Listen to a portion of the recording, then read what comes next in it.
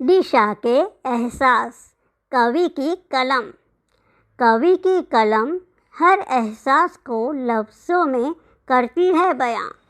कवि की कलम हर एहसास को लफ्ज़ों में करती है बयां। जब चलती है कवि की कलम तो कोई न कोई गाथा है रचती। चाहे हो वह प्रेम गाथा, चाहे हो किसी की जीवन की संघर्ष यात्रा, चाहे हो किसी की शौर्य गाथा। कभी वह प्रेरणा का स्रोत बनती तो कभी हंसी की धारा बनती। न डरती है वह न झुकती है, न डरती है वह न झुकती है। कवि की कलम संवेदनाओं का करती है सृजन। कवि की कलम संवेदनाओं का करती है सृजन। दिशा। Like, share and subscribe. धन्यवाद।